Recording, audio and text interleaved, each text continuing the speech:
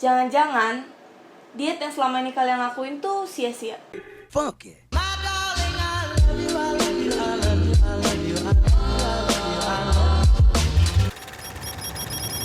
Halo ladies, selamat datang di Noobs Fitness. Perkenalkan, nama aku Anggi. Di video kali ini kita akan bahas tipe-tipe orang yang gak perlu diet. Dan kalau kamu salah satu dari tipe yang aku sebutin di video ini, ada cara yang lebih efektif untuk dapetin body goals kamu tanpa harus diet.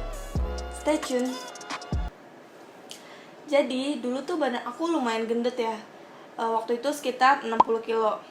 Terus aku diet, 6 bulan kemudian berat badan aku turun jadi 49 kilo. Tapi walaupun udah 49 kilo, badan aku tuh masih gak bagus. Karena kalau dipegang perut aku masih gelambir, tangan aku masih lembek. Pokoknya aku belum puas. Jadi ya aku lanjutin deh diet aku, dengan harapan aku bisa punya badan yang lebih bagus lagi. Tapi udah setahun kemudian, badan aku tuh gak ada perubahannya sama sekali. Perut aku masih sama-sama bergelambir, lengan aku masih sama-sama lembek. Pokoknya komposisi tubuh aku gak ada perubahan. Mungkin diantara kalian ada yang ngerasain hal yang sama kayak aku rasain tadi, dimana kalian pengen punya badan yang lebih bagus, tapi udah lama diet dan gak ada perubahannya. Aku yakin kalian pasti sedih, kecewa, dan mungkin juga frustasi. Sekarang gini deh, pernah gak sih kalian kepikiran kalau mungkin kalian gak perlu diet untuk dapetin badan yang kalian mau? Jangan-jangan diet yang selama ini kalian lakuin tuh sia-sia. Kenapa aku bilang sia-sia? Karena mungkin keadaan kalian kayak aku waktu 49 kilo itu. Aku waktu 49 kilo sebenarnya nggak butuh diet. Mungkin saat ini kamu nggak butuh diet.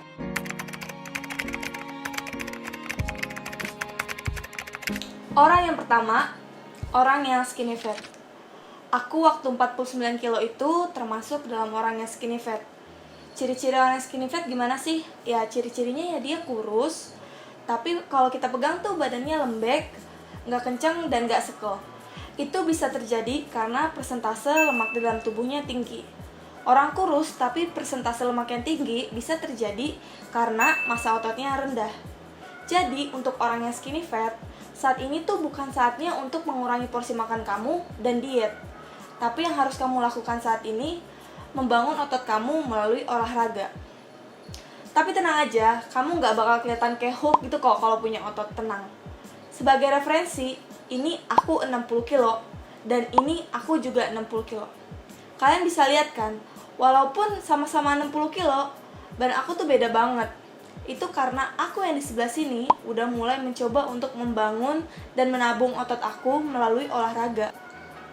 Jadi gitu, kalau kita punya tabungan otot, walaupun berat badan kita sama, pasti kelihatannya lebih sekol, lebih langsing, dan lebih bagus.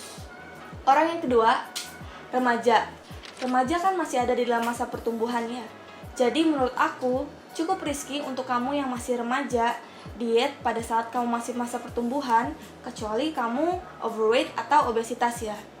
Selain itu juga, kemungkinan kan remaja masih tinggal dan dimasakin oleh orang tuanya. Dan seperti yang kita tahu, orang tua di Indonesia kan masakinnya ya yang goreng-gorengan dan yang berminyak. Jadi misalnya nih, kamu diet, terus di rumah adanya ya yang goreng-gorengan dan yang berminyak aja. Karena kamu tahu itu kalorinya tinggi, kamu bener-bener makannya dikit banget gitu. Terus kalau udah kayak gitu, nutrisi kamu bisa kurang. Dan kalau nutrisi kamu kurang, pertumbuhan kamu bisa nggak optimal. Dan kita nggak tahu apa efek negatifnya yang akan kamu rasain di jangka panjangnya nanti. Menurut aku, kalau kamu masih remaja dan kamu ingin punya badan yang bagus, ini adalah saat yang tepat untuk nyobain semua olahraga yang bisa kamu dapetin.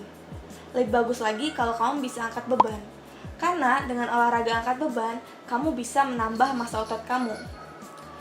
Dan seperti yang aku bilang tadi, kalau kita punya tabungan massa otot, badan kita tuh bakal kelihatan lebih sekol dan pasti kelihatannya lebih bagus.